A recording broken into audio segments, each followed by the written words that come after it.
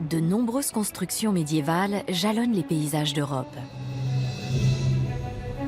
Si quelques-unes ont conservé toute leur splendeur, beaucoup d'autres sont en ruine. Parmi celles-ci, certaines des plus spectaculaires sont des châteaux forts. Rien qu'en France, il y en a des milliers. Au fil du temps, le secret de leur construction s'est perdu.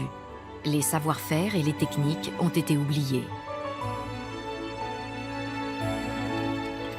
Mais aujourd'hui, en Bourgogne, des artisans, des scientifiques et des historiens collaborent étroitement afin de déchiffrer les indices laissés par l'histoire. Leur objectif ? Montrer comment nos ancêtres ont bâti des structures aussi imposantes en bois et en pierre. La grande question, c'est comment eux faisaient. À Guédelon, ils ont donc décidé de bâtir un château en partant de zéro et en utilisant les mêmes matériaux et les mêmes outils que leurs prédécesseurs au Moyen-Âge. On y va ? Des experts scientifiques aident les artisans à comprendre comment faisaient nos ancêtres.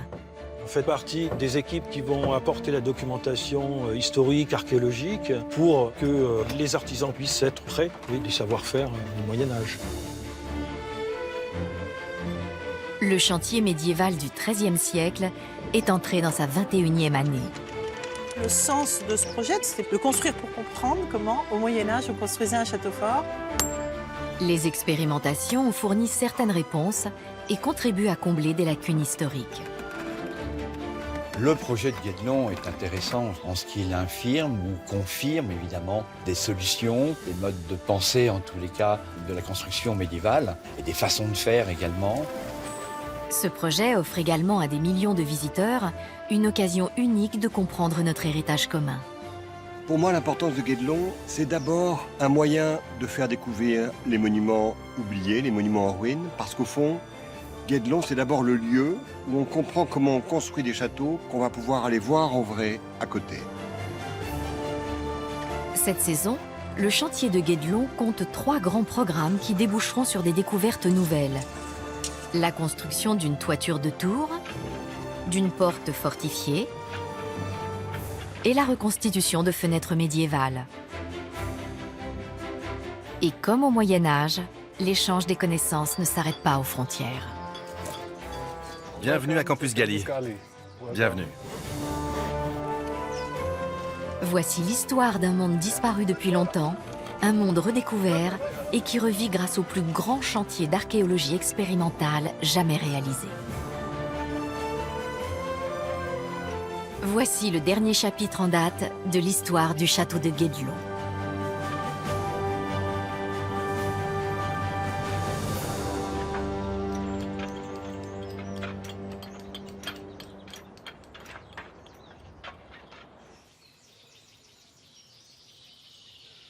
Située en plein centre de la France, la Puisée est une région réputée pour ses lacs et ses forêts.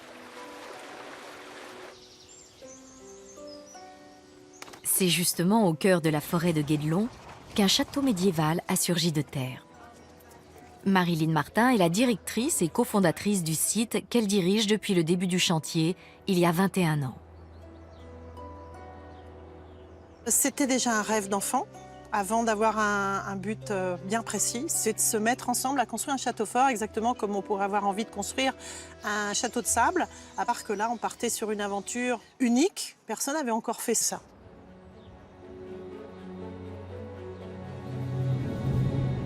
L'idée de ce projet est née pendant la restauration du château voisin de Saint-Fargeau. Sous ces murs du XVIIe siècle, était enfoui un château du Moyen-Âge dont rien n'était visible à la surface. Cette découverte avait été faite en 1995 par le castellologue Nicolas Fauchère. Ce château du XVIIe siècle est venu s'installer à l'intérieur d'un château de la fin du XVe siècle, d'un grand chef de guerre du Moyen-Âge qui s'appelle Antoine de Chabannes. Et à l'intérieur de ces grosses tours de briques, il y avait un château de pierre, de grès roussard, cette pierre rouge, ce grès ferrugineux caractéristique de la région de la Puisée, englouti dans les énormes tours de briques de la fin du XVe siècle. Et ça a été une découverte fascinante, parce qu'on avait comme une poupée russe, hein. Le chantier débute en 1996 par le défrichement d'une clairière immense. La construction peut ensuite commencer. Les premières années sont difficiles. L'élévation de l'énorme périmètre en pierre de 3 mètres de haut est longue et laborieuse. C'est l'équipe des maçons et des tailleurs de pierre, dont certains sont encore là aujourd'hui, qui m'ont remonté le moral en me disant « mais t'inquiète pas ». Et là, chaque tailleur de pierre mettait un message pour moi sur la pierre en disant « plus que 2 pierres, plus qu'une pierre, c'est la dernière ». Et voilà, je savais que là, l'aventure démarrait.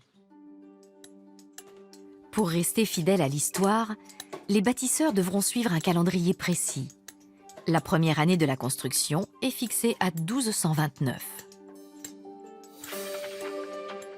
À partir de cette date, chaque année moderne correspondra à une année médiévale.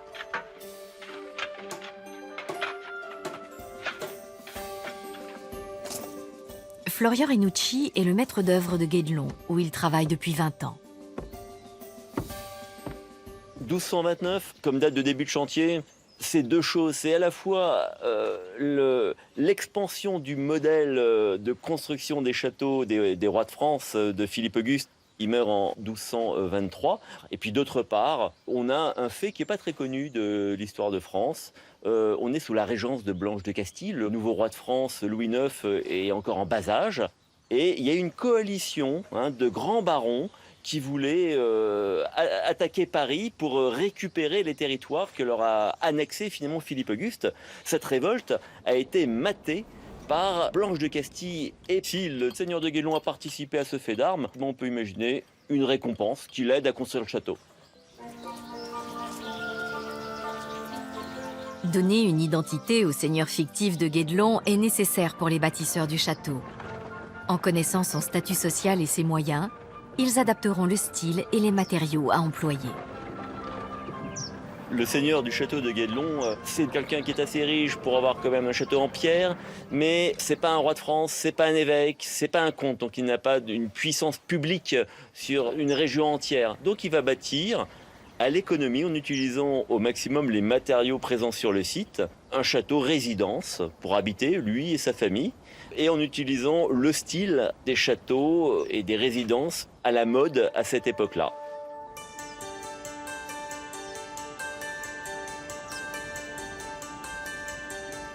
Aujourd'hui, 2 décennies après la pose de la première pierre, Guédelon entame une nouvelle saison avec des chantiers cruciaux pour la suite de son histoire.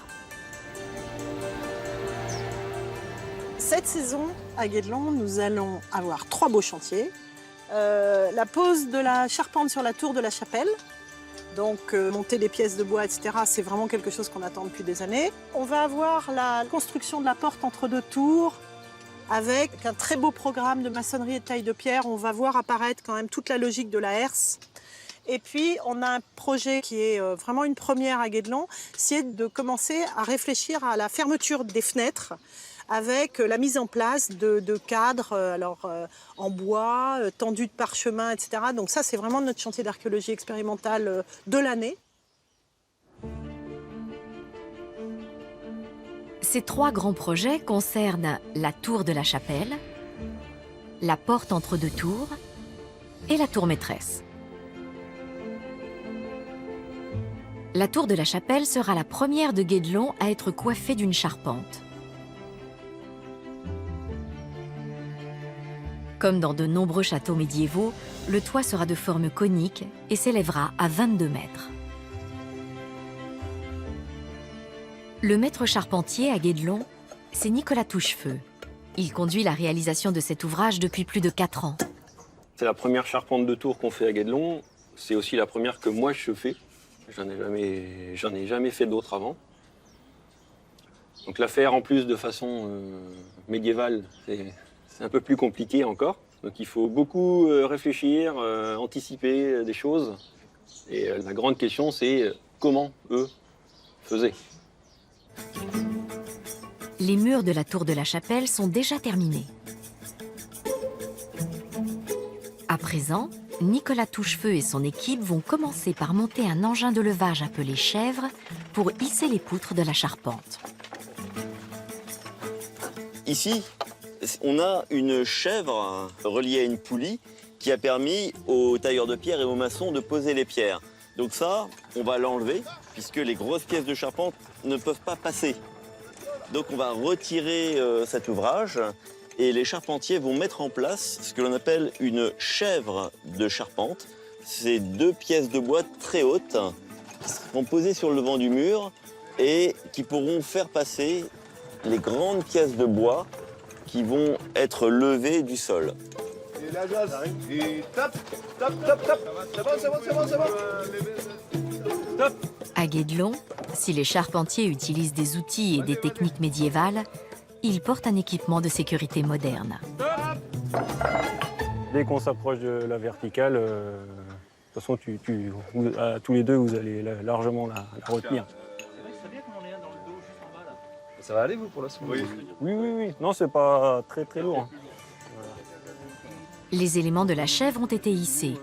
Il est temps d'assembler et d'installer l'engin. On y va?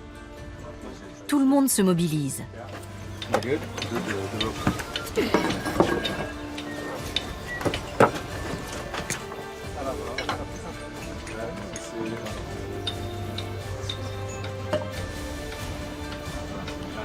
T'as du poids, les cordes. Maintenant que l'engin de levage est en place, les charpentiers peuvent commencer à hisser et à assembler les poutres en bois.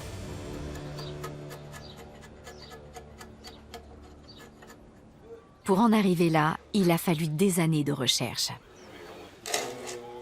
Comme à chaque fois, les équipes de Guédelon collaborent avec de nombreux scientifiques, tels que Frédéric Epau, archéologue au CNRS. Je suis spécialisé dans les techniques et les structures de charpenterie médiévale. Dans mon travail, ce que j'observe, c'est une quantité d'informations. C'est-à-dire j'ai des charpentes qui sont construites, qui sont en place, mais ce qu'il me manque dans mon travail, c'est des données correspondant par exemple au temps de travail, tout ce qui n'a pas laissé de traces archéologiques, les techniques de levage, tout ce qui concerne la manutention.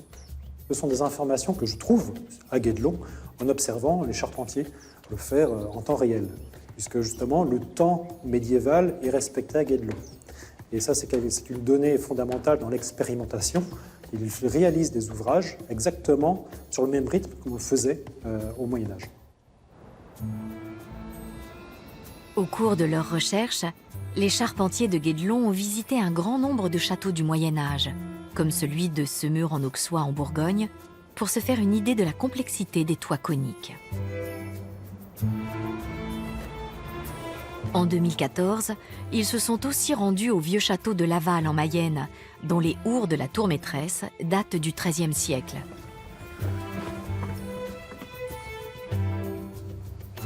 Ça, c'est intéressant parce qu'on voit très bien que là, on a des mortaises avec des jougs qui sont obliques, là et là. Et ça, c'est certainement pour ménager de la matière pour cette pièce-là. La maille du chêne. Par contre, Parce que si on avait des mortaises droites, ça aurait affaibli effectivement cette poutre. Et du coup, il faudrait qu'on refasse des assemblages. Donc en fait, la mortaise, elle est quasiment comme ça. Une toiture de base circulaire nécessite l'emploi de grandes quantités de bois courbes naturels que les charpentiers vont devoir se procurer. Et pour nous, il faut aussi savoir les longueurs des bois courbes utilisés pour les Ouais, mais ça, c'est ce qu'on disait, ça va nous poser des problèmes pour trouver... Parce que visiblement, on a des bois qui sont extrêmement longs. Il va falloir tenir compte du fait que la forêt de cette époque-là et la forêt de maintenant n'est plus la même. Hein. Ah, c'est certain. Parce que ça, on va avoir du mal à trouver des qualités identiques et en quantité importante à ce qu'ils avaient eux. Hein. Ça, c'est pas possible. Ouais.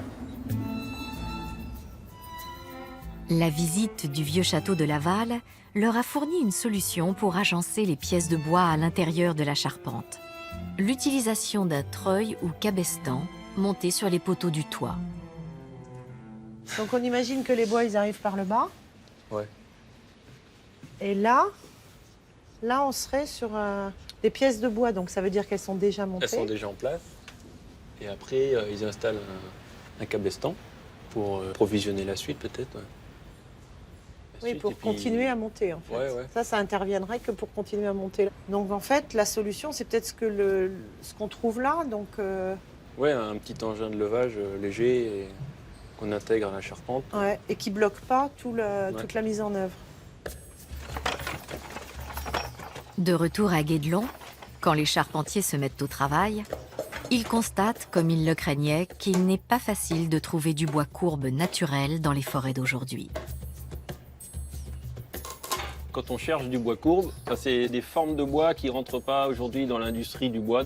Au Moyen-Âge, tous ces bois courbes étaient très importants parce qu'un bois courbe naturel est beaucoup plus solide qu'une pièce de bois beaucoup plus large dans laquelle on a taillé un cintre. Celle-là sera beaucoup plus fragile. Donc ça a été plus compliqué de trouver des bois courbes. Voilà.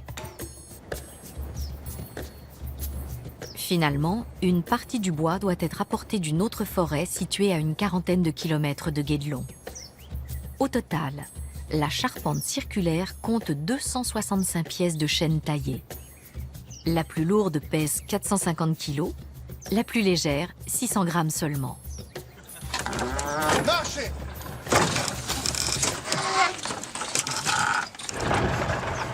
Réception!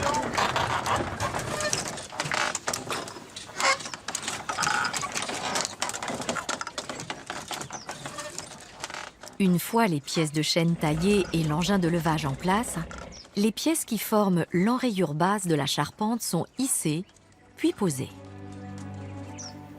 Le premier toit d'une tour de Guédelon se matérialise. Pour réaliser le deuxième projet phare de cette saison, il va falloir une quantité importante de pierres. En effet, les murs de la porte entre deux tours feront 2 mètres d'épaisseur. Les bâtisseurs du XIIIe siècle avaient besoin d'une source abondante de pierres de qualité. Heureusement, Guédelon possède sa propre carrière.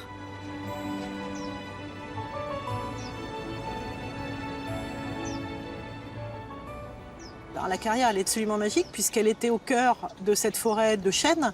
Et donc là, d'un seul coup, le château prenait toute sa forme puisqu'on avait tous les matériaux pour construire.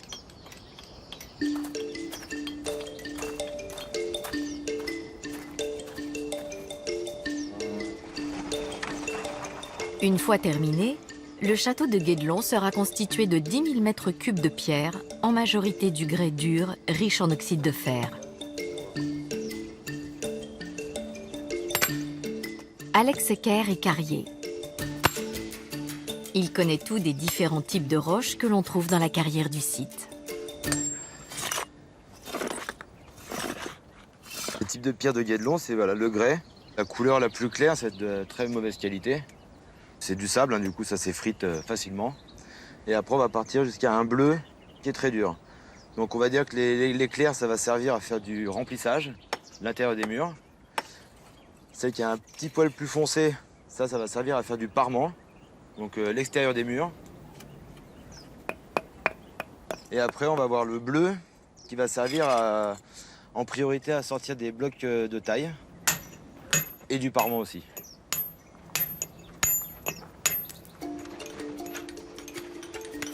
Au Moyen-Âge, tous les métiers étaient interdépendants, et c'était particulièrement vrai de ceux de la pierre. À Guédelon, les blocs sombres, les plus durs, sont acheminés de la carrière jusqu'en loge de taille, où les tailleurs de pierre leur donnent une forme géométrique. C'est là également qu'on apporte le calcaire d'une carrière voisine. Autrefois, ce matériau importé aurait été sélectionné pour le décor des arcs et des fenêtres, signe de la richesse du seigneur. Là, vous avez un calcaire marbrier, un calcaire assez dur, en tout cas qui est classifié dans les pierres dures pour un calcaire. Et donc, c'est une pierre qui n'est pas gélive, que l'on peut mettre en extérieur et en intérieur, qui ne va pas du tout fragiliser la fonction défensive des murs. Le calcaire est plus tendre que le grès ferrugineux et plus facile à tailler. Le temps qu'il faut pour tailler une pierre dépend de ses dimensions et de la complexité du motif. Cela va d'un jour pour un simple bloc à plusieurs semaines pour une clé de voûte. Chaque tailleur possède ses propres outils. Ceux-ci étaient extrêmement précieux au Moyen-Âge. Donc en premier, cet outil-là, un gros outil à percussion qui s'appelle une chasse. Et donc la chasse, elle sert à faire du dégrossi, à enlever les très gros morceaux. Et je viens donner une bonne percussion. Donc on se met sur le bord de notre pierre, et voilà. Ensuite, on va utiliser cet outil-là qui s'appelle une broche ou une pointerole, ça dépend de la région dans laquelle on est. Et du coup, là, on va pouvoir aussi enlever les bosses qui reste. Voilà. Pour faire la finition du coup de notre surface, avant, je vais utiliser cet outil qui s'appelle un ciseau. Et le ciseau, il va protéger mon arête. Ça va faire une ciselure. Et ensuite, je vais venir marteler ma pierre avec cet outil qui s'appelle un marteau taillant. On va arriver à une finition entre guillemets très lisse et ça s'appelle du layage. Voilà, c'est un aspect de finition de taille de pierre. De la loge, les pierres sont transportées en charrette jusqu'à la porte entre deux tours. Là, elles sont hissées avec précaution grâce à un engin caractéristique des chantiers du XIIIe siècle, la cage à écureuil.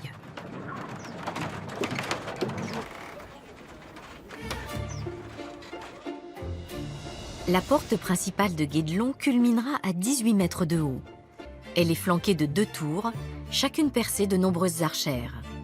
Ouvrage défensif, elle est constituée des 3 dispositifs de protection destinés à repousser l'ennemi. Le premier dispositif utilisé pour bloquer l'entrée, si on n'a pas le temps de fermer les portes, c'est d'aménager une herse. C'est une grille en bois, chevillée, dont la base sera renforcée par du métal. À l'arrière de la herse, qui est là pour stopper une attaque, on a la porte proprement dite. Ce sont 2 grands vantaux qui vont s'ouvrir et se fermer d'une hauteur importante, quasiment 5 mètres. 3e dispositif, on a au devant de la porte un assommoir qui est pris entre 2 arcs brisés. Et cet assommoir communique avec la salle supérieure et permet soit de jeter des pierres, des projectiles, soit d'envoyer de l'eau si la herse et la porte étaient attaquées par des flèches enflammées. Au XIIIe siècle, cette nouvelle stratégie architecturale de défense active avait été mise au point par le roi Philippe Auguste. Sous son règne, le territoire français avait triplé. Le roi avait voulu le protéger en faisant construire des châteaux forts dotés d'une porte principale solide dans laquelle il était presque impossible d'ouvrir une brèche. Il a inventé une architecture qui était une architecture d'ordre, une architecture qui donnait une image de la puissance du royaume et de sa stabilité. En 1202, le Louvre, le premier grand château de Philippe Auguste, est achevé. Il servira de modèle pour tous les châteaux forts du royaume de France. Et c'est son plan que l'on a suivi à Guédelon.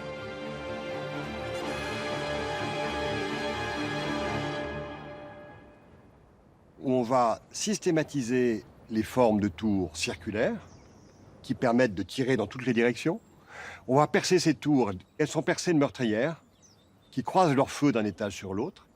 On va voir apparaître partout des poternes, c'est-à-dire des toutes petites portes dérobées dans les fossés qui sont ouvertes à l'opposé du secteur où l'ennemi attaque pour de nuit aller chercher l'assaillant dans son camp. De la même façon, l'entrée principale du château devient aussi un élément défensif dynamique.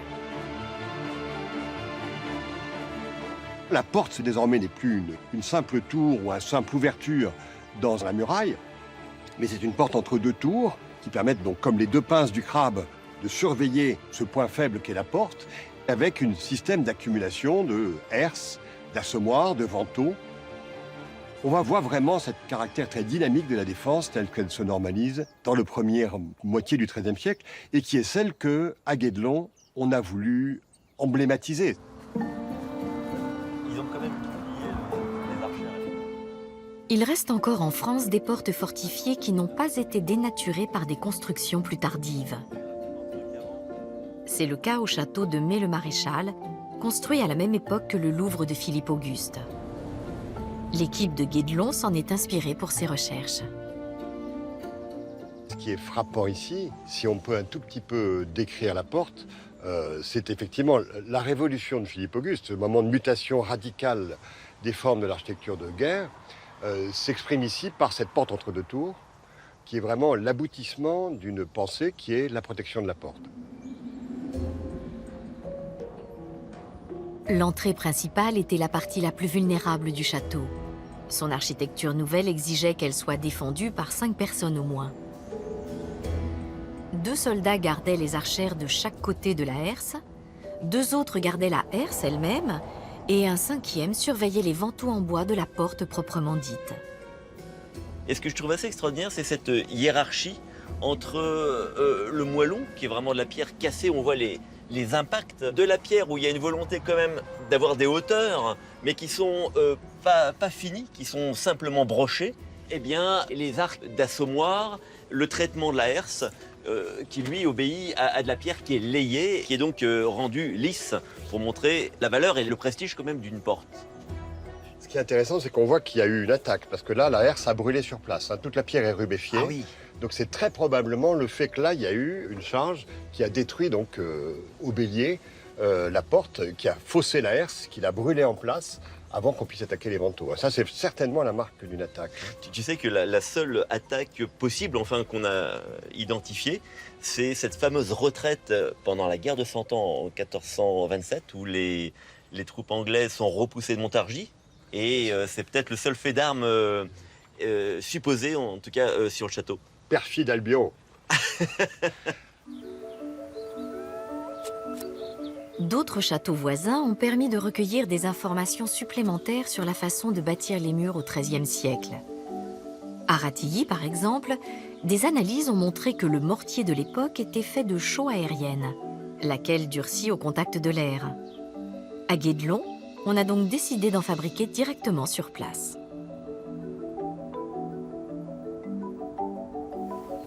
Fabrice Mingot est maçon et travaille à la construction du four à chaux depuis 3 ans. On avait toujours voulu faire de la chaux, parce qu'on avait de la pierre, et on utilisait de la chaux à longueur de journée, on s'est dit que ce serait bien de pouvoir en faire.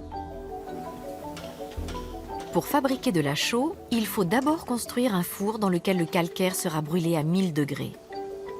Mais seuls les archéologues peuvent savoir à quoi ressemble un four à chaux du XIIIe siècle. C'est ce qu'on a fini en dernier, ça.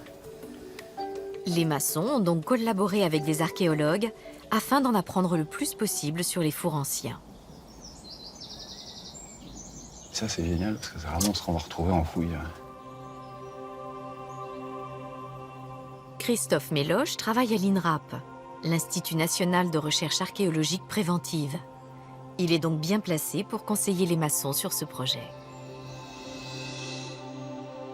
En avril et mai 2014, il dirige une campagne de fouilles dans le massif du Jura quand son équipe découvre un four à chaux vieux de 500 ans. Et il s'est trouvé qu'au même moment, dans nos activités, on a fouillé un four à chaux qui, lui, par contre, était du XVIe. Guédelon avait envie de construire un four à chaux. Nous, on venait d'en fouiller un, ce qui arrive fréquemment dans le puits calcaire. Et du coup, ça, c'est une idée qui est née. Et voilà, une belle rencontre, en tous les cas. C'est comme ça que c'est parti. C'est comme ça que c'est parti, oui, tout à fait. Seul le dôme du four en calcaire servira à produire la chaux. Il sera reconstruit à chaque cuisson en conservant sa base en grès. Il a fallu 2 mois à Fabrice Mingot pour le construire. Mais il manque encore aux archéologues des informations cruciales sur sa structure. Lorsque nous trouvons en effet les fours à chaux, ils sont réduits à ce qu'on appelle la chambre de chauffe. Et là, on se pose beaucoup de questions de comment était la partie qui se trouvait au-dessus de la chambre de chauffe, c'est-à-dire le dôme, nous ne l'avons jamais.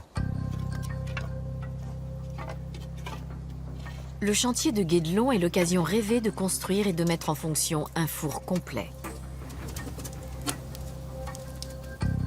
Cette expérimentation va offrir aux archéologues une chance d'observer le fonctionnement du fameux dôme.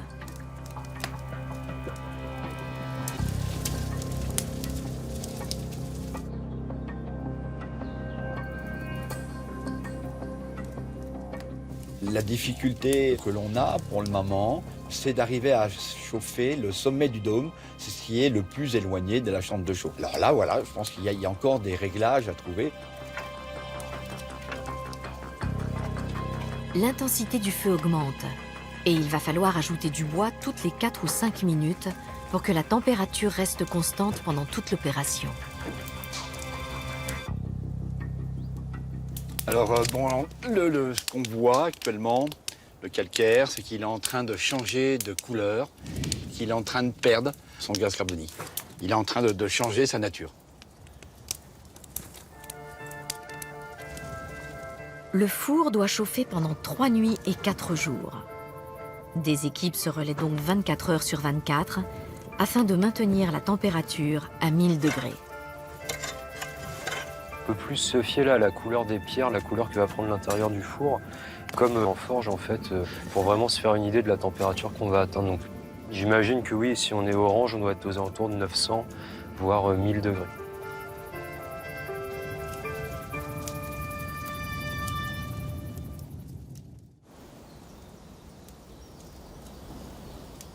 Au bout de 4 jours, le calcaire s'est transformé en chaux vive. Une fois que le four a refroidi, l'étape suivante consiste à plonger dans l'eau le calcaire calciné. La réaction chimique qui se produit libère une chaleur intense, près de 120 degrés. La chaux vive devient alors de la chaux éteinte.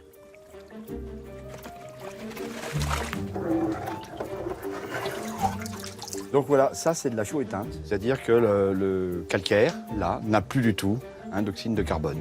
Il a été entièrement brûlé.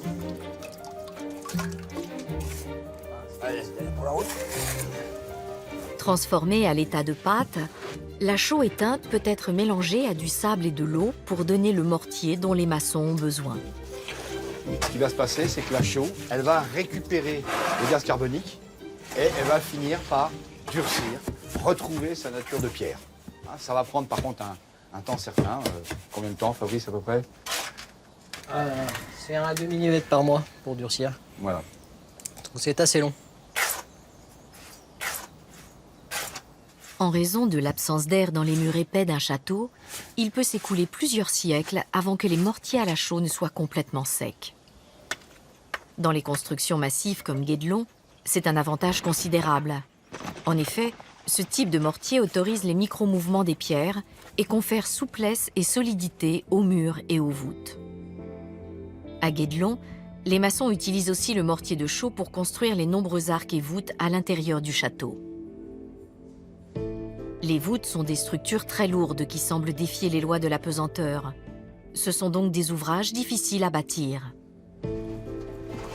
Au sous-sol de la tour maîtresse se trouve une des premières voûtes du chantier. C'est la seule voûte d'arête du château. C'est une voûte qui est une voûte de cave, qui a besoin d'être beaucoup plus massive, qui est remplie de pierres jusqu'à obtenir un sol plat. Et finalement, elle est de conception assez romane. On a à peu près 100 tonnes de pierres qui sont mises en équilibre. Utilisant des murs épais et peu d'ouvertures, l'architecture romane est lourde et solide. Sa caractéristique principale est l'arc en plein cintre. Mais la grande innovation depuis le XIIe siècle est l'arc brisé qui annonce le style gothique. Au XIIIe siècle, des bâtisseurs de cathédrales comme celle de Bourges élèvent de véritables charpentes de pierre utilisant des piliers, ogives et arcs brisés. Elles remplacent les murs épais en libérant toute la surface pour les fenêtres. Le gothique, c'est une nouvelle manière de construire, mais de construire d'abord des édifices religieux. La motivation du gothique, c'est de supprimer le mur, d'alléger les voûtes, d'alléger les poussées en allant vers des arcs de plus en plus brisés. Et la question, c'était de faire rentrer de la lumière. Ce qui fait que les châteaux forts ne vont pas adopter le gothique dans sa conception d'une architecture d'ossature, puisqu'il faut avoir des châteaux pour la défense. Donc le château fort du XIIIe siècle va, de manière esthétique, incorporer un petit décor gothique sur une conception de murs lourds, épais, une architecture d'empilement.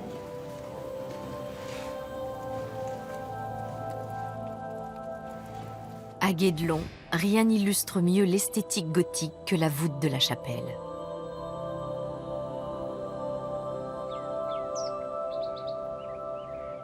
Les travaux commencent en 2014. C'est alors la réalisation en pierre la plus complexe du chantier. Une voûte à croisée d'ogives constituée d'arcs brisés. Ce bloc de calcaire magnifiquement sculpté est hissé jusqu'à la plateforme. Mais c'est normal parce que elle est taillée en pointe. N'est-ce pas, Jean-Paul? C'est la pièce maîtresse de l'ouvrage, la clé de voûte. Si tu sens que tu n'agis plus, tu contrôles. Il faut tourner légèrement. On va aller dans l'axe là, c'est bon. Enlève tes bras, Patrick. On la ramène un peu sur vous. Quand on construit un arc, la clé de voûte est posée en dernier. Pour une voûte, c'est le contraire. Elle est la première pierre mise en place. Elle servira de guide aux maçons pendant toute la construction des nervures.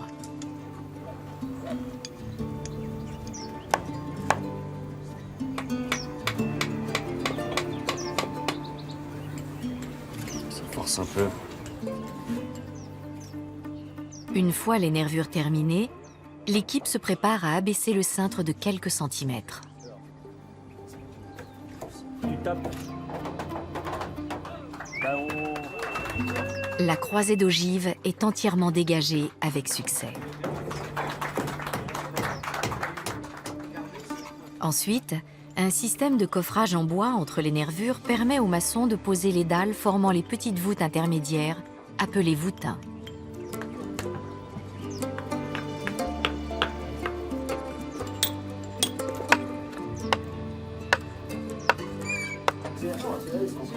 La dernière étape, la plus stressante pour l'équipe comme pour la directrice du site, est le décoffrage du cintre qui soutient l'ensemble de la voûte. S'ils ont commis la moindre erreur de calcul, tout pourrait s'écrouler sur eux. C'est bon, ouais. Merci à tout le monde, c'est cool.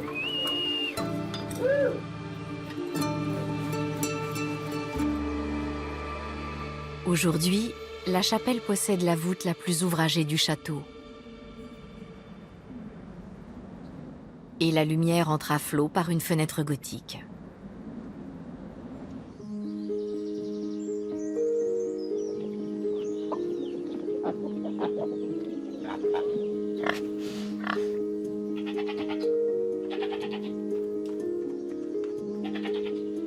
De l'autre côté de la cour, au premier étage de la tour maîtresse, on décore la chambre seigneuriale. Mettant à profit la production du four de Guédelon, Fabrice Mingot blanchit les murs avec un badigeon de chaux et pose les carreaux avec du mortier frais. Le mortier que j'utilise pour faire le sol, on appelle une chape maigre. Il y aura une part de chaux et 4 à 5 parts de sable. Alors que le mortier qu'on utilise pour sceller les pierres ou faire les enduits, ce sera une part de chaux et 2 parts de sable. C'est la différence.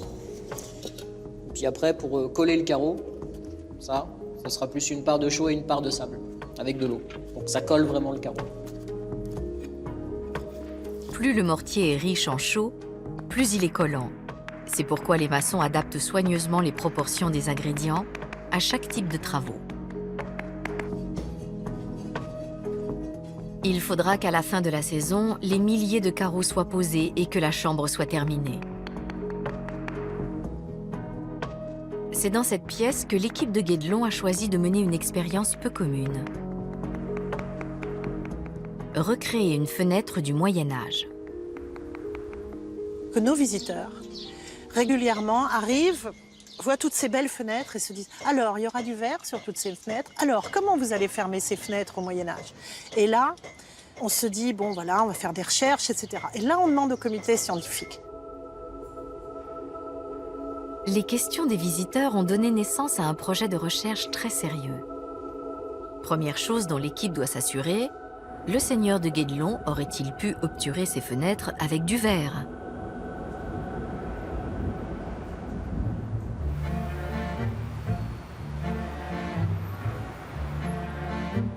Pour trouver des indications dans les documents de l'époque, Florian Renucci a rendez-vous avec Sophie Lagabrielle, conservatrice du musée de Cluny à Paris. Nous, on a choisi un contexte qui est un château d'un moyen seigneur. Est-ce qu'on met du verre et est-ce qu'on trouve d'autres solutions Pour le XIIIe siècle, on n'a pas énormément de choses, déjà. Mais probablement parce que du verre, il y en a peu. C'est donc les monastères, puis après les cathédrales, qui vont investir dans le verre. Alors ça n'est pas le cas pour les seigneurs, ils vont devoir être plus modestes. Là, on peut imaginer quelque chose qui serait quoi si c'est pas du verre? On va probablement mettre quelque chose de très sommaire, qui est le volet de bois. Voilà, c'est des baies d'église qui sont vitrées. Et par contre, dans les petites maisons, les baies ne sont fermées que par des volets simples de bois. Et pour se protéger pendant la journée, on aura des rideaux. C'est probablement l'option la plus sommaire. Puis, on va passer à la solution des toiles. Alors, ça pouvait donner donc une... C'était pas transparent, mais ça donnait quand même de la clarté. Un peu translucide, quoi. On aura une translucidité, on n'aura pas une transparence complète. Mais il y a une autre possibilité, comme le révèle une anecdote tirée des très riches heures du duc de Berry. Il y a des mentions de parchemin. On a chez le duc de Berry, au XIVe siècle, mention du duc qui arrive à Poitiers et pour lequel il faut préparer les fenêtres. Et donc, on va chauffer la peau qui va permettre de l'étirer et de la tendre sur des châssis qui vont prendre place dans les fenêtres au moment de la venue du duc. Ah, c'est incroyable. Donc, cette idée du panneau, de fenêtre temporaire, finalement, qu'on met pour le nomadisme seigneurial et à la rigueur, on repart avec sa fenêtre quand on quitte le château. Le défi est lancé. Pour la première fois, l'équipe de Guédelon va tenter de restituer une fenêtre du XIIIe siècle dans un château seigneurial. Il faut concevoir et réaliser un panneau en cuir parcheminé tendu dans un cadre en bois. La préparation d'un prototype est confiée à Vincent Granon et Stéphane Boudy. Alors, il y a plein d'inconnus, parce qu'il n'existe pas de modèle archéologique. Donc là, on va frayer un chemin complètement nouveau. C'est de l'archéologie expérimentale pure et dure. Et ben voilà, ça vous dit? Pendant que Stéphane travaille à la conception d'un cadre de bois, Vincent fait des essais avec différents types de peaux. On avait fait un premier essai de peau. Alors ça, c'est une peau de vache qui est plus épaisse. Et là, j'essaye avec une peau de chèvre, donc plus fine, sur un nouveau cadre, pour voir au niveau de la tension du cuir sur le cadre. Il a déjà bien avancé dans ses expérimentations. Maintenant que je l'ai découpé, il faut que je le trempe dans l'eau pour que le cuir se ramollisse et que je puisse l'installer sur le cadre. Quelques jours plus tard, la peau est fixée sur le cadre. Mais laisse-t-elle passer assez de lumière? Je vais mettre à l'intérieur de la peau, donc sur ce cadre, de l'huile pour le rendre un peu plus transparent, enfin translucide.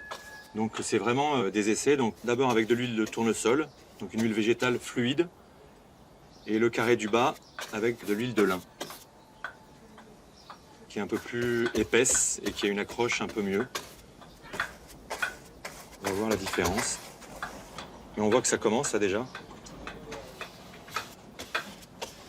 Donc là, l'huile commence à pénétrer dans le cuir. Donc on voit que ça s'éclaircit. C'est alors que l'équipe apprend qu'elle n'est pas la seule à travailler sur une fenêtre de ce type. Sur un site en Allemagne, des artisans en ont déjà fabriqué et posé plusieurs. C'est une occasion unique de partager les connaissances acquises.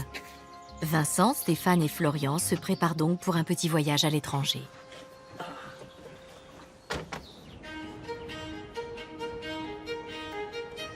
Leur destination, le cœur d'une forêt épaisse dans le sud de l'Allemagne près de Stuttgart, dans le Bade-Wurtemberg. C'est ici que l'on construit un monastère médiéval selon le plan de Saint-Gall.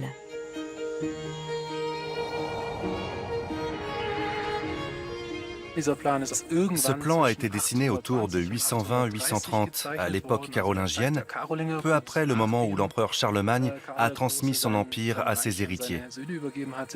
Nous savons qu'il s'agit d'un cadeau fait à l'abbaye de Saint-Gall, à l'abbé de l'époque.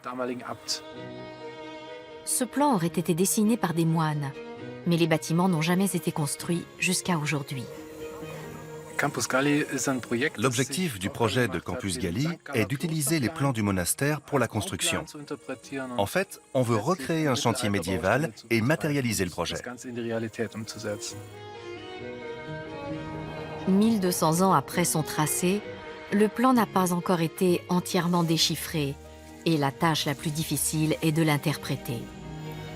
Ce sont néanmoins toutes les inconnues qui subsistent qui donnent son ampleur à ce chantier d'archéologie expérimentale. Nous avons une vue du dessus en 2 dimensions, mais aucune vue en 3D. C'est pour cette raison qu'il n'est pas toujours facile de déterminer si un trait représente un mur, une structure surélevée ou bien une communication intérieure. Par exemple, prenons le trait qui relie la cuisine aux boulangeries. Est-ce qu'il s'agit d'un couloir, d'un chemin, d'un pont, ou est-ce simplement une communication intérieure? Tout comme au Moyen-Âge, le premier bâtiment à être construit est l'église en bois. C'est l'élément central du chantier et l'équipe de Guédelon va l'étudier en détail. Ah bah voilà l'église. Dans les ouvertures pratiquées dans les parois, on a déjà posé les fenêtres en parchemin. Bienvenue à Campus Gali. Bienvenue. Voici notre église en bois, un des premiers grands bâtiments de notre chantier. On l'a terminé l'an dernier. La dernière étape de la construction, ça a été les fenêtres. Elles ont déjà passé un hiver et elles semblent résister. On va voir, bien sûr.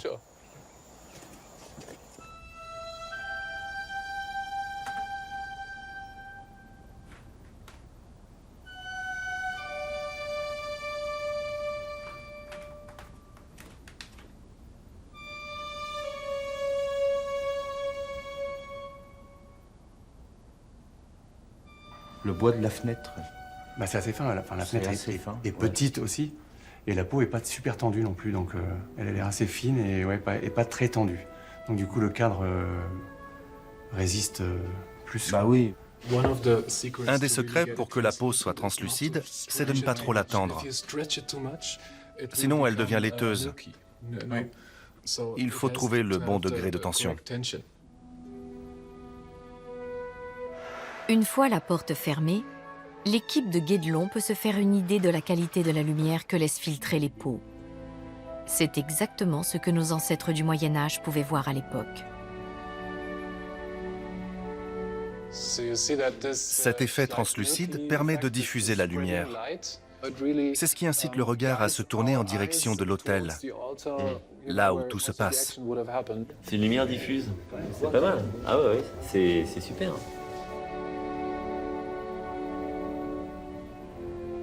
Ces fenêtres translucides sont le fruit du travail de 2 artisans présents de longue date sur le chantier, Hans Lessig et Andrea Herzog. Andrea, quel type de peau tu as utilisé pour faire ces fenêtres? Alors on a pris la peau de chèvre. C'est plus fin que ce qu'on utilise nous. Ah voilà. On ne réussit pas à avoir ce côté translucide. On a huilé la peau après le fait d'avoir cousu la peau là-dessus. Et ça marche très bien. Oui. Et l'huile appliquée dessus, elle est mise chaude? Non. Froide? Non, froide. Oui. On a mis... Donc ça reste toujours un peu gras comme ça, collant. La plus grosse difficulté rencontrée par l'équipe de Guédelon est la fixation des pots sur le cadre de bois. Et le travail effectué à Campus Gali pourrait fournir une solution. On a essayé plusieurs types d'assemblages. Et comment vous avez fait pour choisir cette fixation? Après plusieurs tentatives, on est arrivé à cette solution, qui est celle qu'aurait utilisé un sellier. On fait un piquet sellier avec 2 fils. On passe le premier fil dans le second serrant le premier, et ensuite on fait un nœud pour fixer le tout. En plus, les nœuds permettent d'obstruer les trous forés dans le bois, ce qui rend l'ensemble étanche à l'eau. Le problème, c'est qu'il faut d'abord fabriquer le fil. Et ce type de graminées pousse partout. Superbe. C'est naturel. De plus, les Français comptent peindre leurs fenêtres, ce que les Allemands n'ont pas tenté de faire. À Guédelon, Valérie Lacheny s'occupe de la décoration des fenêtres et de la chambre seigneuriale. Moi, je suis peintre ici. Je vais faire toutes les peintures sur le chantier, donc décorer le château, décorer les ateliers aussi. Et pour faire des peintures, il faut avoir des couleurs. Contrairement à ce que l'on croit souvent, le Moyen-Âge regorgeait de couleurs. L'église de Moutier-en-Puisaye, à environ 5 km de Guédelon, en est un bel exemple. En 1982, après un été particulièrement sec, l'enduit de plâtre qui recouvrait les murs s'est craquelé avant de tomber. Sont alors apparues des peintures médiévales spectaculaires. Les plus anciennes remontant au XIIe siècle, elles constituent un des ensembles les plus importants de Bourgogne.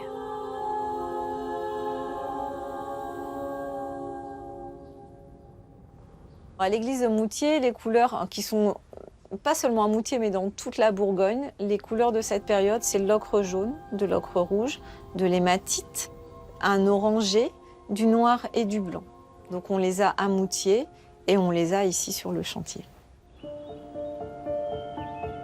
À Guédelon, dans la pièce où le seigneur et sa dame recevaient leurs hôtes, Valérie a recréé différents motifs en s'inspirant des peintures de l'église.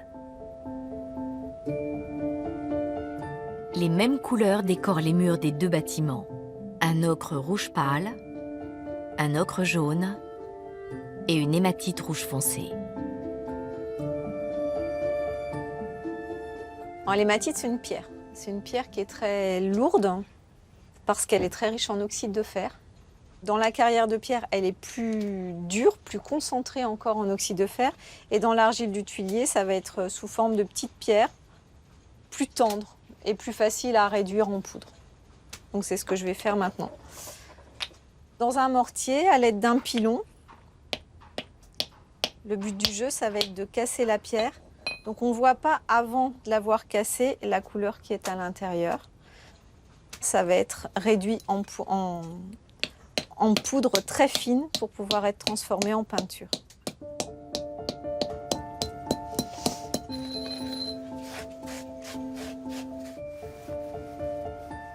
Cette ocre jaune se trouve dans la forêt et dans la carrière de Guédelon. Mais lorsqu'on la chauffe, on obtient une teinte complètement différente. Alors là, je mets de l'ocre jaune dans la poêle qui est très chaude. Et tout de suite, ça commence à changer au fur et à mesure où l'eau change, où l'eau va s'évaporer. Donc on va passer d'un jaune à un ocre rouge qu'on trouve le plus fréquemment dans les peintures murales. C'est vraiment une des couleurs de l'époque qui est beaucoup utilisée. Voilà.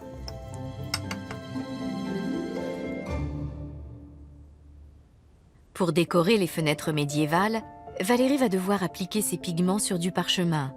Et jusqu'à maintenant, ses tentatives n'ont guère été fructueuses. Ça tient pas vraiment bien. Je ne pense pas qu'ils allaient frotter pour voir si ça tenait. Peut-être qu'en changeant simplement le pigment, peut-être qu'en prenant une autre couleur, peut-être que l'hématite tiendra beaucoup mieux que cette couleur-là. Donc voilà, il y a plein d'essais encore à faire pour arriver à ce que ça tienne, j'espère.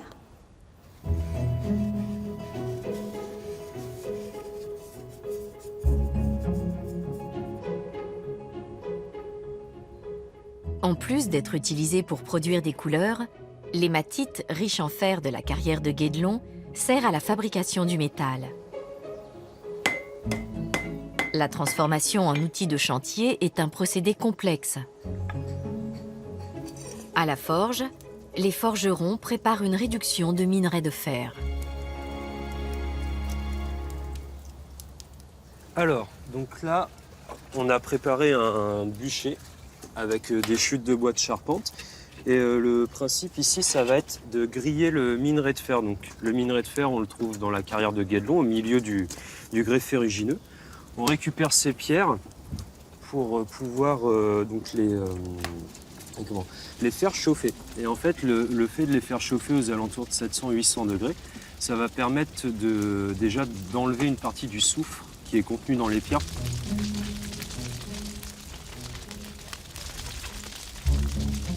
Après 2 heures de cuisson, l'oxyde de fer est brusquement refroidi pour le rendre plus friable et facile à broyer.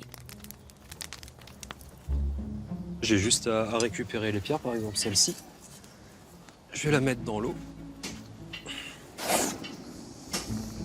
C'est un peu chaud.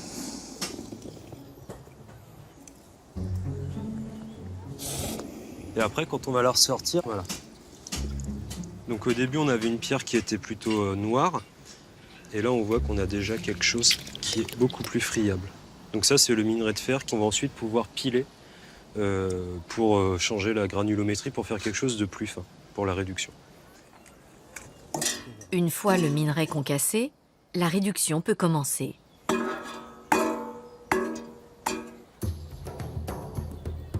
Mais d'abord, le forgeron doit construire un bas fourneau avec des briques d'argile crue, au moins 4 semaines avant pour qu'il ait le temps de sécher entièrement. S'il est encore humide, le four ne pourra pas produire la température très élevée nécessaire à la réussite de la réduction.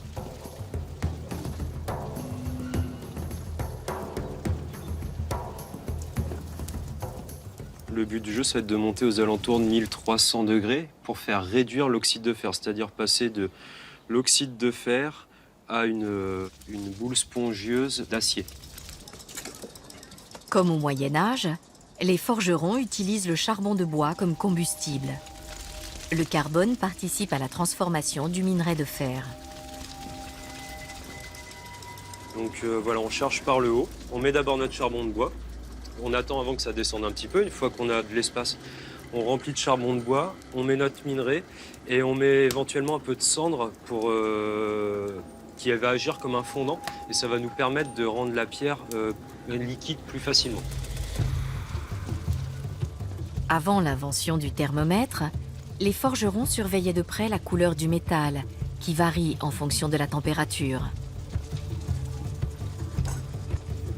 Donc là, je ne sais pas si on les distingue bien, mais on a des étincelles, on a les escarbilles du charbon de bois, donc les étincelles qui sont faites par le charbon, mais au milieu, on a aussi des étincelles qui viennent du minerai de fer, enfin du fer qui doit être à température... Nous, on parle de blanc soudant, quand on arrive aux températures où le métal commence à faire des étincelles.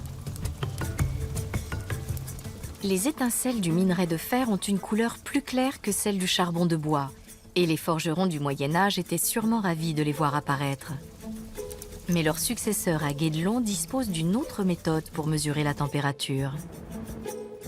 On a fait un trou sur la porte par lequel on va glisser du coup une barre. Je vais le laisser quelques temps. Et ça va nous indiquer la température qu'on a à peu près juste en dessous de l'arrivée d'air. Voilà, donc là, on est proche des étincelles, donc on est approximativement à la bonne température pour notre réduction de minerai. Au bout de 10 heures de chauffe, la loupe peut être extraite du bas fourneau.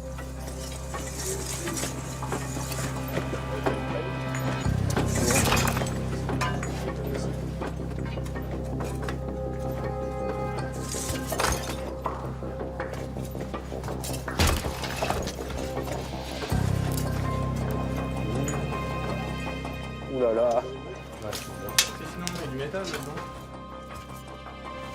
La loupe est une masse de fer spongieuse transformée en lingots de fer par un pliage et un martelage répété.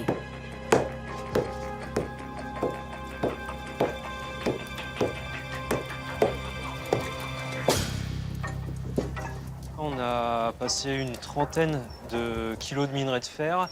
Et à la sortie, en matière brute, en loupe d'acier, on a peut-être une dizaine de kilos de matière.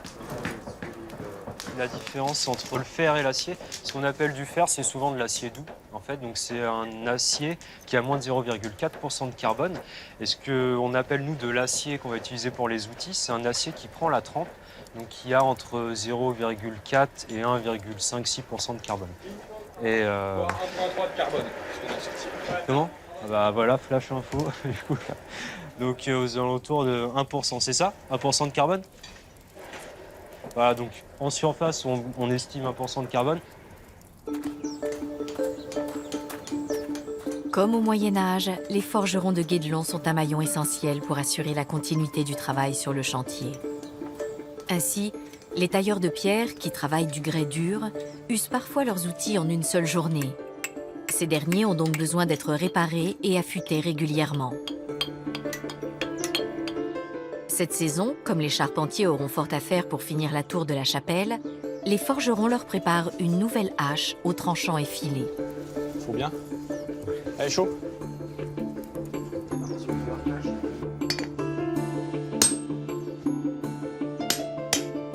Cette hache de charpentier ne sera pas entièrement en acier. Le corps sera en fer et le tranchant, appelé mise, en acier, un fer plus chargé en carbone.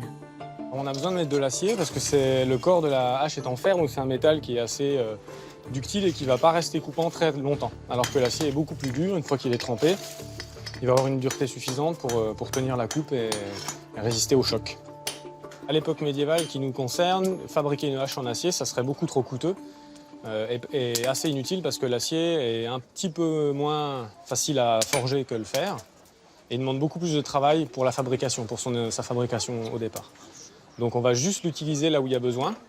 Et en même temps, d'utiliser du fer pour le reste de l'outil, ça va lui donner une forme de souplesse qui va être intéressante pour des outils de percussion comme une hache ou un marteau, des outils avec lesquels on frappe. Un outil tout acier va vibrer beaucoup plus qu'un outil associant fer et acier. L'acier et le fer sont soudés à une température de 1200 degrés.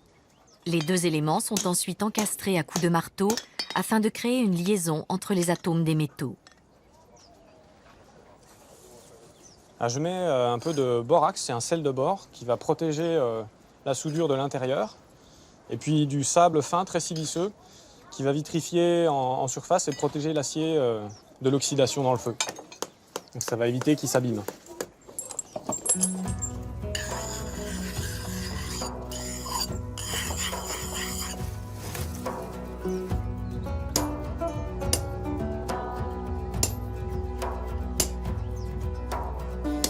Comme de nombreux artisans au Moyen-Âge, le forgeron signe sa fabrication avec une marque de tâcheron.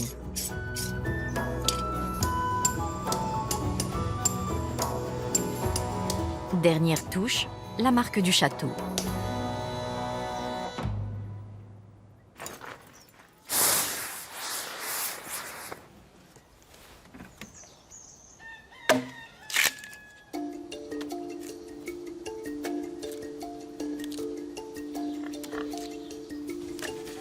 C'est un jour très important. Au sommet de la tour de la chapelle, le poinçon. La pièce centrale de la charpente en poivrière va bientôt être levée à la verticale.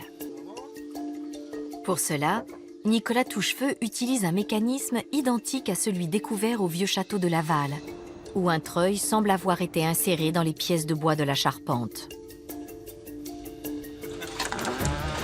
Comme à Laval, les charpentiers ont creusé des trous circulaires dans les pièces de bois pour y fixer leur treuil.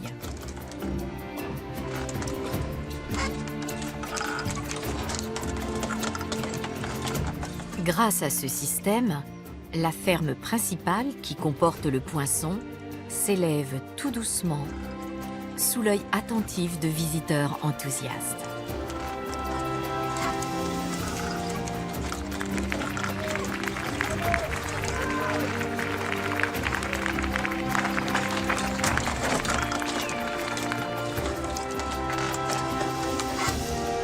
La charpente commence à prendre forme.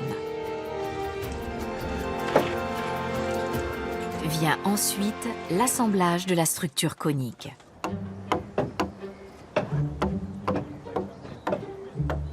Pierre Mille, de l'INRAP, est spécialiste du bois au Moyen-Âge.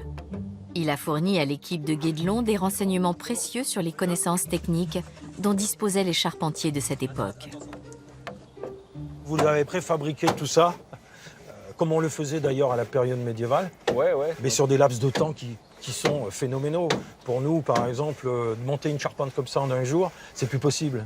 Voilà. Pourtant, dans des registres de plantes de chantier, c'est possible. Et donc, en un mois ou en quelques... Les textes nous disent d'ailleurs que les bois doivent être équarris et utilisés là, dans les 6 mois après leur coupe, après l'abattage. Quoi. Bah, de toute façon, nous, dès lors que les bois ils ont déjà 2 ans maximum d'abattage, ils deviennent durs à travailler. Ouais. C'est ça. Le séchage, en fait, c'est une notion moderne, chez nous contemporaine, quoi. Ouais, Au Moyen-Âge, on travaillait les bois frais immédiatement après l'abattage. Attention. La technique de levage empruntée au vieux château de Laval est également mise à profit pour mettre en place les chevrons disposés en rayon autour de la ferme principale. On le lève un peu. Assembler chaque chevron avec le poinçon dans les angles différents constitue un vrai défi. Ah là, ça... C'est pas super.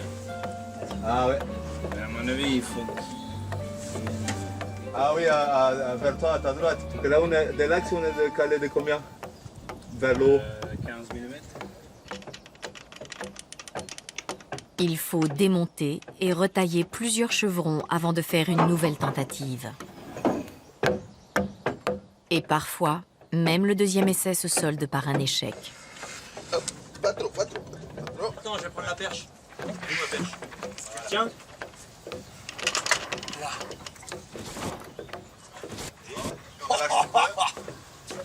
Bien, trop bas. Trop bas. Non. Les gars. La difficulté, en fait, c'est que toutes ces pièces doivent se rattacher sur un espace qui est un cône, quoi. Ouais. C'est la difficulté, en fait, de mesurer et d'avoir leur cote exacte. Ouais. Alors que sur les goussets, c'est-à-dire les parties qui retiennent les blochers, tu n'as pas de difficulté, en fait, de les découper et de les équarrir à la mesure. Non, parce que c'est un plan vertical qui est répété. Et en fait, le problème là-haut, c'est la jonction entre ce plan vertical et le plan courbe. C'est ça qui est un peu difficile à gérer. Malgré les complexités de l'assemblage dans une structure conique, le toit de la tour de la chapelle prend forme au fil des semaines. Au Moyen-Âge, financer cet imposant chantier et payer ses nombreux artisans aurait été une préoccupation constante pour le seigneur de Guédelon.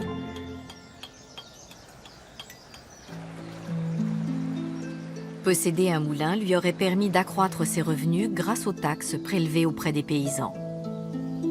Cela aurait fait partie de ses droits en tant que seigneur. L'équipe de Guédelon a construit son moulin hydraulique en 2014 avec l'aide des archéologues de l'INRAP.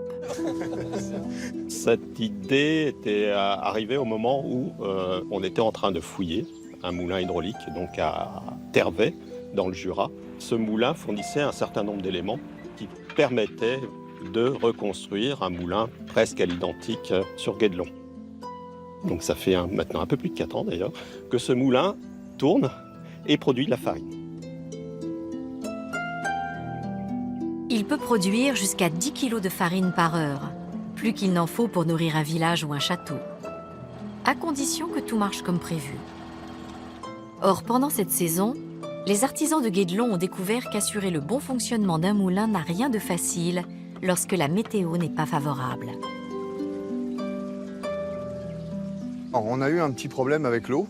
En fait, c'est que les crues de l'hiver et les derniers orages du printemps ont raviné sous la digue. On a fait un gros mur énorme et on a empêché l'eau de passer par-dessus. Et ben, elle a décidé de passer par en dessous. Donc, nouvelle stratégie, cette saison, on va faire une digue en bois. On ramène l'eau tout de suite.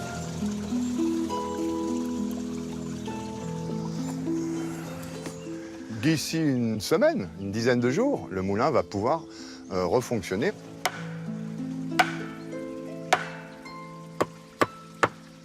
La nature joue parfois des mauvais tours. Quelques semaines plus tard, en raison de la sécheresse, le moulin ne fonctionne plus. Et non seulement le manque d'eau l'empêche de tourner, mais en plus, il l'abîme. L'archéologue Gilles Relier revient étudier ce problème. On voit que les bois, ils souffrent beaucoup. Le fait que ils soient par intermittence en fait en milieu humide et puis en période de sécheresse. Et donc on voit qu'ils se lézardent, qu'ils se voilent. On voit très bien que les pièces souffrent aussi. Bah là, les pales, elles connaissent la plus mauvaise période, c'est la sécheresse. Là, ça commence à se lézarder, là aussi. Et puis, bien sûr, tu vois, ça bouge. Ça bouge, ouais. Les chevilles se sont rétractées. Oui, d'accord. Et la remise en route, il va falloir faire attention que les bois prennent tranquillement l'eau Voilà, il va falloir qu'on attende que le bois se regonfle gentiment, parce que là, si on le met en route directe, on va retrouver la moitié des pales dans la rivière. Ah, d'accord. On retrouve en fouille des pales à quelques dizaines de mètres du lieu où a été construit le moulin. Donc on s'aperçoit que la rivière reprend ses droits, donc va pousser à la destruction du moulin. Lorsque l'eau recommencera à circuler, il faudra attendre que le bois s'humidifie de nouveau. Pour les gens qui subsistaient en se nourrissant essentiellement de pain, une telle nouvelle aurait été dramatique. Sur une année comme celle-ci, si on l'a replacée dans le Moyen-Âge, c'est catastrophique. On est sur une année où le moulin ne peut pas être utilisé. Soit il y a trop d'eau, donc le moulin ne tourne pas, on va l'utiliser très peu de temps, et après il n'y a plus d'eau.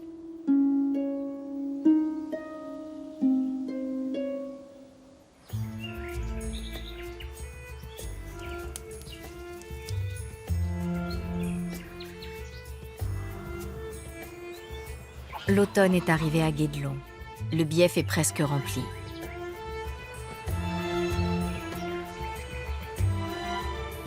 Fin octobre, tout le monde espère que le moulin va reprendre du service après 4 mois d'inactivité.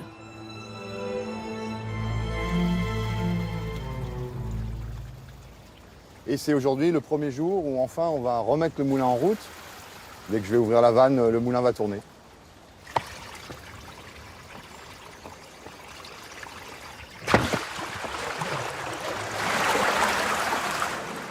La roue se remet en mouvement.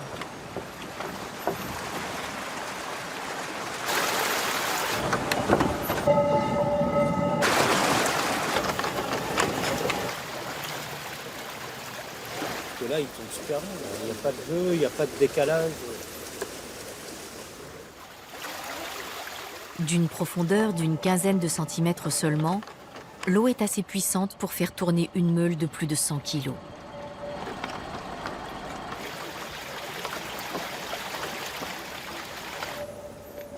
Mais dès que le courant faiblit, il a du mal à entraîner la roue. Là, il peine un peu parce que je pense qu'on commence à avoir déjà un peu moins d'eau. Et puis parfois, c'est pour ça qu'il faut quand même venir de temps en temps. Parfois, il y a trop de grains. Ça, d'ailleurs, c'est une vraie indication qu'on a découvert. Au départ, on avait des remous qui se créaient là dans le coursier, au niveau de la roue. Et on pensait que c'était à cause de l'hydraulique. Et en fait, on a découvert qu'on mettait trop de grains. Donc maintenant, c'est un repère visuel. Quand je vois le remous se créer ici, le moulin, il me parle. Il me dit, j'ai trop de grains. Donc c'est une alchimie entre la puissance de l'eau, la hauteur de la pierre et la quantité de grains. Pendant encore quelques semaines jusqu'à l'arrivée de l'hiver, le moulin va continuer de tourner, même si ça se fera par à-coups. On va de nouveau pouvoir faire du pain à Guédelon.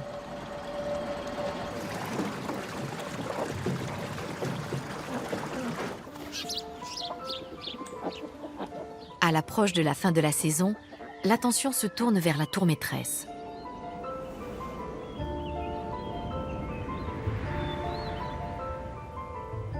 L'heure est venue de poser les fenêtres médiévales à la place d'honneur, la chambre seigneuriale.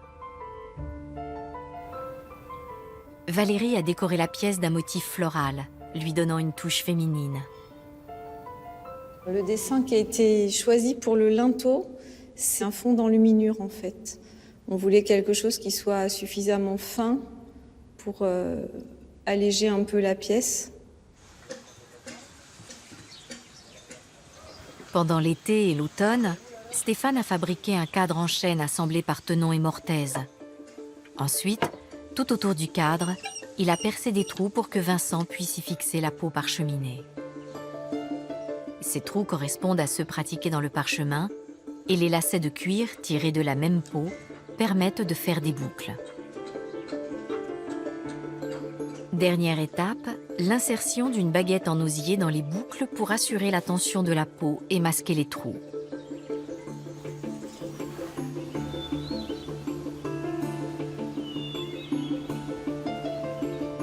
De son côté, Valérie a mis au point un liant qui permettra de fixer la peinture sur le parchemin.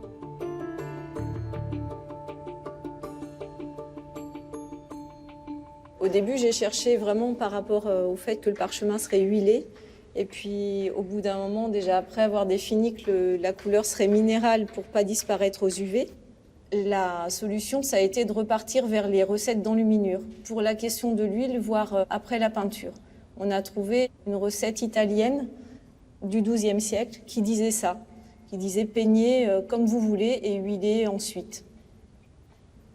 Donc, une fois extrait le pigment, on mélange avec un liant de détrempe, qui est une recette d'enluminure. Donc, ce qu'il y a dans mon petit flacon, c'est de l'eau de miel, du blanc d'œuf travaillé et de la gomme arabique. Ça tient normalement très longtemps. Une fois la peau décorée, Vincent et Stéphane appliquent une couche d'huile. J'ai utilisé pour le côté translucide de la peau un mélange d'huile de lin et d'alcool, donc du marc, une distillation à base de raisin, parce qu'on avait un petit problème aussi, c'est de ne pas abîmer les motifs. Donc l'huile de lin, généralement, on la met en application, on frotte plus ou moins, et là, je ne voulais pas frotter sur les peintures. Donc l'huile de lin rend translucide et l'alcool aide l'huile à être absorbée par la peau, donc sans frottement sur les peintures. Après toute une saison d'expérimentation et un voyage en Allemagne, la fenêtre est enfin prête. Donc par rapport au voyage qu'on a fait en Allemagne, à Campus Gali, ça a confirmé un petit peu la voie sur laquelle on s'était engagé. Nous, on a fait un cadre un peu plus gros parce que nos fenêtres sont plus volumineuses. Mais les assemblages se ressemblaient un petit peu. Ouais, la fixation se ressemble aussi, sauf que eux, ils ont juste mis un cuir à la place de la baguette, ce qui fragilise un petit peu l'assemblage du cuir sur le bois.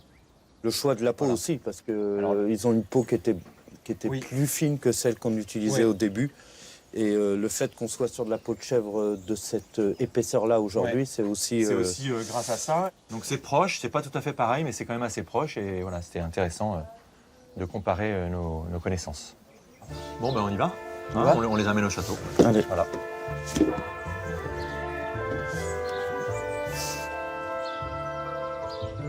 L'équipe de Campus Gali arrive à Guédelon pour assister à la pose et voir comment les artisans du chantier ont résolu le problème de la fenêtre en parchemin.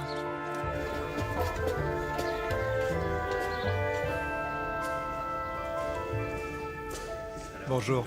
Bonjour. Bonjour. Voilà ce qu'on a fait.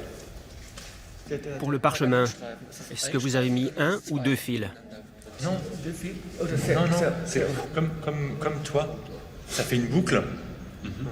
Et toi, tu passes un fil dedans.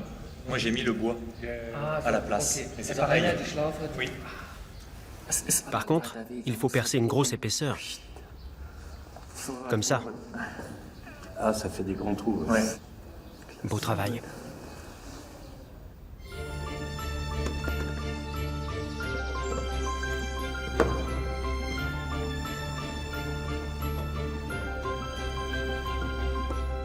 La fenêtre est installée dans la feuillure de pierre à l'aide de petits coins de bois. Désormais, la chambre seigneuriale est à l'abri des éléments. On n'est plus en extérieur, on est vraiment dans une ambiance presque feutrée. Oui, mais, ça adoucit. Mais en même temps, il y a beaucoup de lumière, une lumière douce. Et on voit la différence avec les archères qui donnent une lumière froide et ça y est, c'est plus chaud. C'est extraordinaire. Très beau. Les peintures sont belles, bien exécutées. La fenêtre change tout. C'est joli.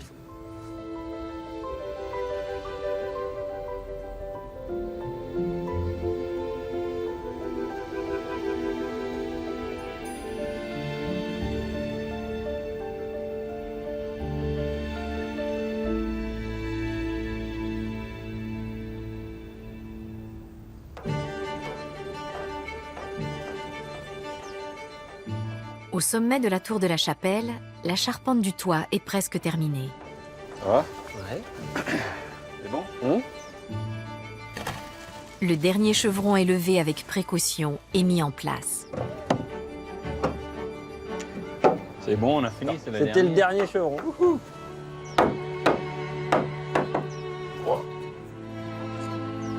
la fin de la saison, les charpentiers font le bilan de ces mois de travail consacrés à leur première charpente de tour.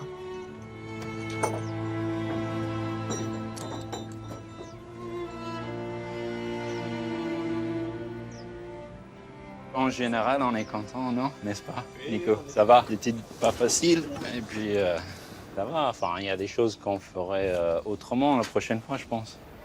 Dans l'ensemble, de toute façon, il faut qu'on respecte aussi le type de charpente par rapport à cette époque, certains assemblages. Après, c'est des petites choses, des petites combines quoi, qui nous feraient gagner un peu de temps. Et nous, on a commencé par fabriquer toutes les fermes. Oui. Et la prochaine fois, on disait peut-être on va essayer de commencer avec le vu en plan, donc toutes ces pièces-là, les entrées, les sablières, les bouchées. Donc, commencer à fabriquer ça et après faire des fermes. Parce que ça pourrait nous donner plus de cotes pour les prochaines étapes. Ériger une structure aussi complexe a également permis aux charpentiers de mieux comprendre et de mieux utiliser le matériau de construction.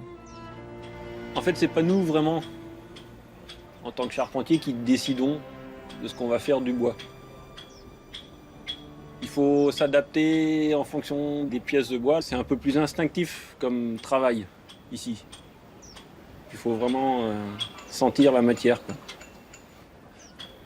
Avant de travailler ici, j'avais pas vraiment d'opinion sur les charpentiers de cette époque et j'ai forcément du respect pour eux. Lors de la prochaine saison, la charpente de la tour de la Chapelle sera couverte de tuiles cuites sur place par les tuiliers.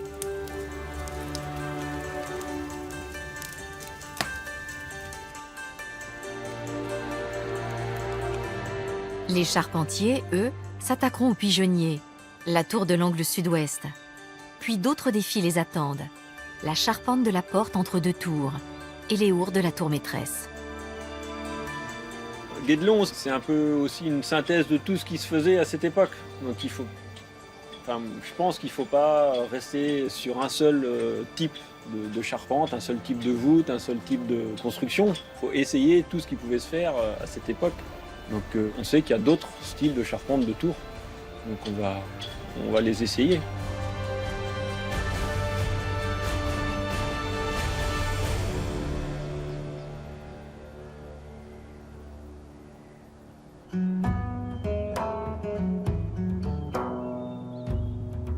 Mais il reste une dernière chose à faire avant l'hiver.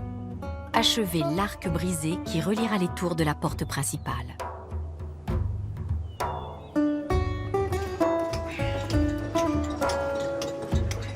Les charpentiers interviennent en premier en installant un cintre de bois pour soutenir les lourdes pierres de l'arc. C'est bon. Ça devrait être bon, hein. Vous l'avez calé dans l'axe? À peu près, ouais. Il faut poser le coffrage avec une précision extrême. Le défi? S'assurer qu'il est assez solide pour soutenir le poids énorme de l'arc pendant sa construction.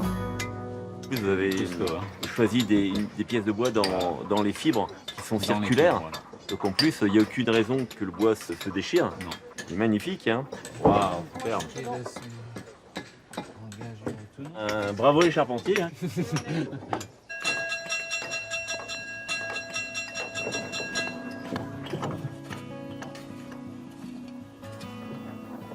Les pierres situées à la base de l'arc brisé s'appuient sur les murs, alors que les suivantes seront soutenues par le cintre jusqu'à la fin de la construction. Avant la mise en charge de l'arc, et pour qu'il tienne en place de lui-même, les maçons doivent poser les 4 derniers blocs, 2 contre-clés et 2 clés de voûte. Ouais, c'est bon. Tu peux lever. À l'aide d'une louvre liée à la cage à écureuil, on met les pierres en place.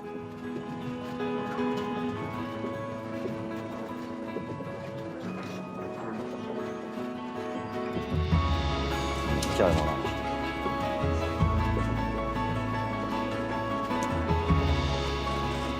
Par rapport à l'axe,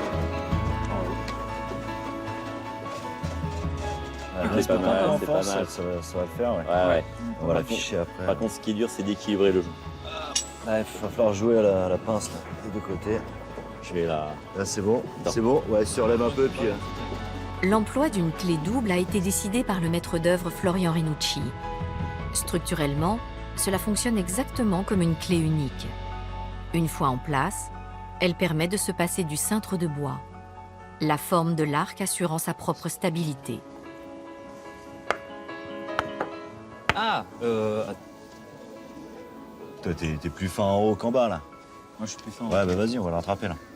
Moi, Ce qu'il y a, c'est que ça m'envoie un peu la même chose. Ouais, tu continues à baisser un tout petit peu. Et peut-être que si tu mets avec un coin, non? Est-ce qu'il faudrait peut-être, ça en redonnerait à Guillaume, tu vois?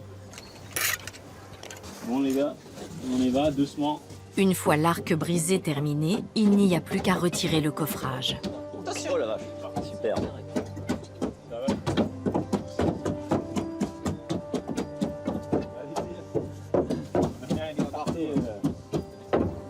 Il s'en va? Génial. Ouais. C'est un grand moment pour Guédelon.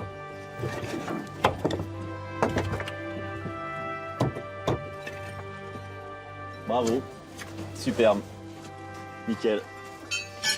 Ça, c'est le charme des arcs brisés. On n'a pas besoin d'avoir beaucoup de maçonnerie au-dessus. Ils sont quasiment autoportants. Ce n'est pas le cas des arcs plein cintre, où tout le dessus a tendance à pousser et ça peut tendre à se déformer. Ça, c'est encore un des avantages du gothique. Parce que plus c'est brisé, plus ça descend dans le mur. Et donc, on peut rapidement monter des arcs, les démonter, passer à autre chose. Donc, quelque part, préparer le chantier et utiliser finalement des systèmes préfabriqués, en fait. C'est ça le gothique. Et on gagne du temps. Super. Bravo. C'est très joli en plus, Ouais. les proportions sont vraiment belles. C'est comme ça, Guillaume.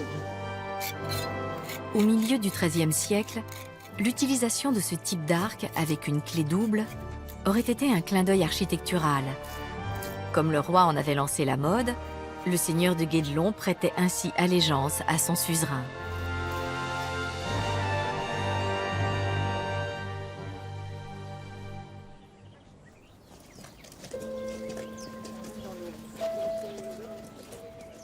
Fin octobre, la saison s'achève. On pose une épaisse couche de mortier sur les murs non terminés pour les protéger du froid. Les artisans font leurs bagages et rentrent chez eux. Pour ceux qui restent, les mois d'hiver seront consacrés aux recherches. On va faire comme on fait tous les hivers, c'est-à-dire on va travailler sur le programme de travail du chantier de l'année prochaine. Puis sinon, c'est bien évidemment de retourner visiter nos châteaux de référence. C'est rigolo parce qu'on peut aller les voir 20 fois, on n'y voit jamais la même chose en fonction de ce qui nous intéresse. L'année prochaine, le chantier rouvrira ses portes. L'équipe de Guédelon continuera résolument son entreprise au gré de collaborations nouvelles avec des scientifiques. Elle fera découvrir l'histoire à des milliers de visiteurs et poursuivra jour après jour l'aventure de la construction d'un château médiéval. Ici à Guédelon, en travaillant tout à la main, ça m'a donné beaucoup de respect pour les charpentiers d'avant, ou même tous les artisans d'avant, quoi. Parce que c'était vraiment des artisans, c'était des artistes. On se retrouve à voir les monuments de l'intérieur, à voir la trace, la patte de l'artisan, des choix, des réflexions, même de l'humain, hein, comment est organisé le travail sur une journée. On peut le voir puisque nos petits gestes quotidiens de toute l'équipe vont être finalement pétrifiés dans la pierre. Guédelon s'adresse à toutes les générations et à toutes les compétences, de l'artisan qui a envie de comprendre sa pratique par rapport aux gestes et à l'outil ancien, jusqu'à l'enfant qui rêve du château fort.